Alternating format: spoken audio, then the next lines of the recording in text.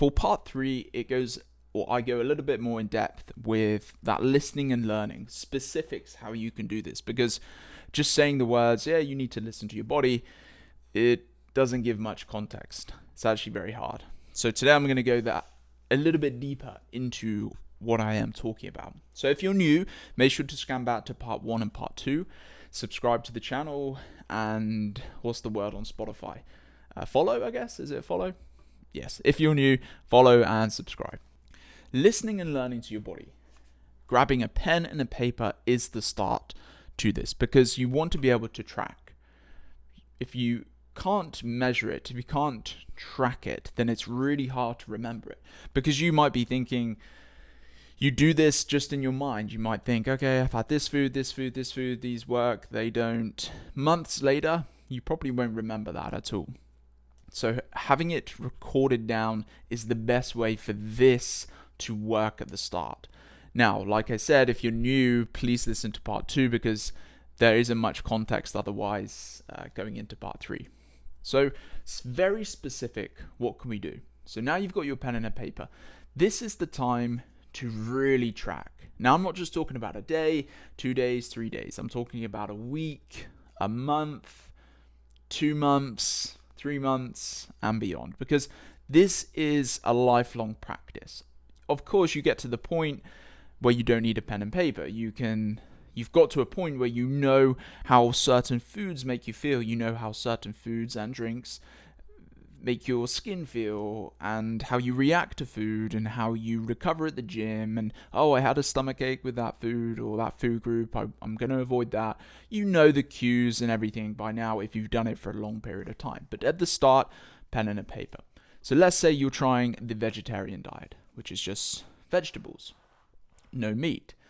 Pescatarian, potentially, if you're just eating fish. But let's say you're not eating any meat sources, fish or white meat, red meat. So what would you do? Okay, well, I'm on a vegetarian diet. Let me start tracking. Okay, what vegetables am I eating today? Okay, so breakfast I had some salad, I had some fruit with it, I sprinkled it with some olive oil. Okay, how did I feel there?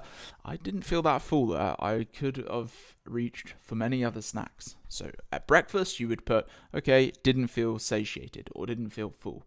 Note down what you had. And you're not going to change anything yet. You're just simply recording. Then you go to lunch. Okay, lunch, I had more of a substantial lunch. There's so, I could literally list millions of options probably, but you would be thinking, okay, how did I feel after lunch? How did I feel after this food? Okay, did I feel irritable in my gut? Did I feel satiated? Could I have eaten more? I felt pretty alert. I felt very, very alive after that food group, after those foods. Boom, you jot it down. Felt this, felt that, felt this. Snacks as well. Did you have any snacks? What drinks did you have? Again, how did it make you feel? Did you feel dehydrated? Was the tongue moist? Was the tongue dry? Because they can indicate dehydration and hydration. So you're really being particular with everything that you're putting in your body. Because like I said, this is how you learn what you thrive off. You are going off your most trusted source of information, your own body. Like I said, it's hard because you got to put the work in, right? Then you would do dinner. I had dinner, I felt this, XXX after. Cool. You're not going to change anything. You're going to do that for 2 days, 3 days. You're going to do that for a week. And what you'll start to notice are patterns. You will notice patterns in your day, especially if you're eating a consistent diet. You will think, well, I've gone vegetarian, but my protein is about 10 grams a day. I really need to up it because I have no energy. I'm not recovering at the gym. I'm sleeping poorly. I'm agitated. Okay, so what are my protein sources? Okay, I can do lentils. I can do this. I can do this. I can add that in. Oh, maybe I could add that in as well.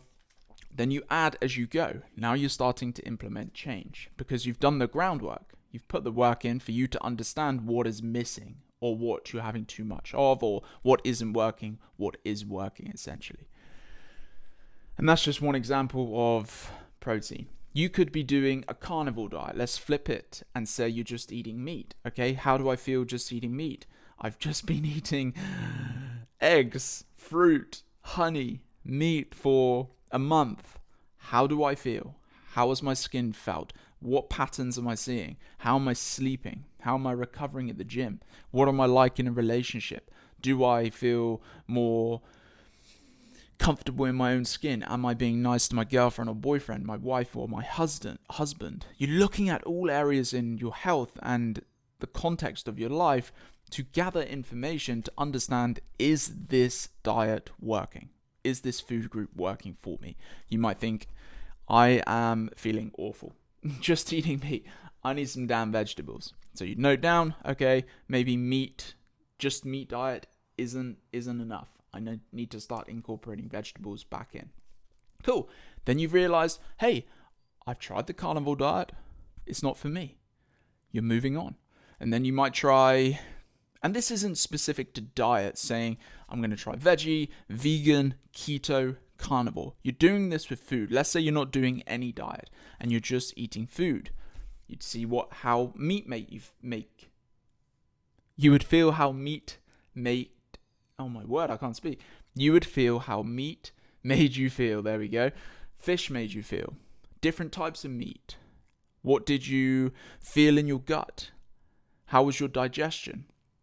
Again, using different sources of information here. So if it's just single food groups and not necessarily a specific diet, you're doing exactly the same. Then over the course of the weeks, the months, you get my message here. You will find patterns and you will see that definitely works because you got it recorded. Pen and paper, black and white. You know what has been happening. You're not going off memory because you and I as humans, we are not great at recalling memory at all. Especially when it comes to quantifiable statistics and numbers like this. We're not very good at it. We'll lie to ourselves and it won't be accurate. So when it's pen and paper, you can see, okay, these really worked. Look at these vegetables that made me feel good. I'm going to eat more of them. Look at these meats that made me feel pretty rubbish. I'm going to avoid them. I'm going to stick to the meats that made me feel good. Look at the fruits that made me feel damn amazing. Look at that energy at work. I didn't have much of them, but I felt good. Look at the fruits that made me feel too acidic. Maybe it hurt my tongue. I get that with pineapple. Look at these drinks that made me feel a spike and then a crash. Look at the drinks that I felt okay with if I had them in moderation. You see what I'm doing? You are your own scientist. And what you've put together is your diet plan. Is Lucy's diet plan, Anna's diet plan, Jeremy's diet plan, John's diet plan, whoever is watching. This is your diet plan. And in the end, you won't need your diary because, like I said, you've seen patterns, you've implemented change, you've seen what works, you've seen what doesn't. And then over time, you keep adapting. The body is always adapting. The body adapts to its environment. So you will change depending on location, depending on weather, depending on what is available. Your body might one day feel, I feel really good with those carbohydrates. The next day, hates them.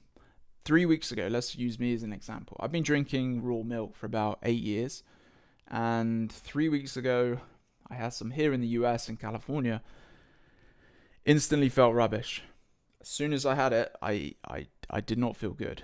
And then I felt ill for like 3 weeks. Flu-like symptoms. So before I was loving it. Could drink it all day. Now, don't even want to look at it. So our bodies can adapt very, very quickly. So what I'm saying is, you won't need your pen and paper, but you will always have to be learning. I'm still learning today. I'm learning that, okay, I've had too much caffeine. I need to cut down my coffee. Okay, I haven't had much water today. I need to up it. You're just a walking scientist. But once you do the repetitions, once you keep doing the work for yourself, it becomes so easy to just wake up and think, I shouldn't have eaten that. Okay, I'm going to avoid that. It's just fluid. It's just motion. Once you put the repetitions in. The hardest part, like anything, is getting started. But the best start, pen and paper, record. I would personally do a month at least, how everything makes you feel. But if you're talking a month in the scope of your lifetime, that is nothing. That is absolutely nothing. And if you want to build a sustainable practice, health practice, nutritional practice, not relying on dogma, not relying on someone else telling you what to do. This is the approach. This is your diet plan, because it comes from you. It comes from your body. You've put the work in, and you've listened to the internal cues and messages that your body is giving you to let you know what foods and drinks you thrive off and what foods and drinks you don't thrive off. So this is specific what I was talking about with listening and learning. Implement it, apply it, start doing it today, and trust me, you're going to learn so much about yourself, more than anyone, more than a watch or a laptop or a gadget or someone on social media can tell you. It's coming from you, the best source of information. So try that out. It will really, really help. See you for part 4. I hope you enjoyed today. And like I said, if you're new, give us a follow on Spotify. And if you're new on YouTube, subscribe to the channel. Let me know if this helps, by the way. I would really appreciate the feedback. See you soon.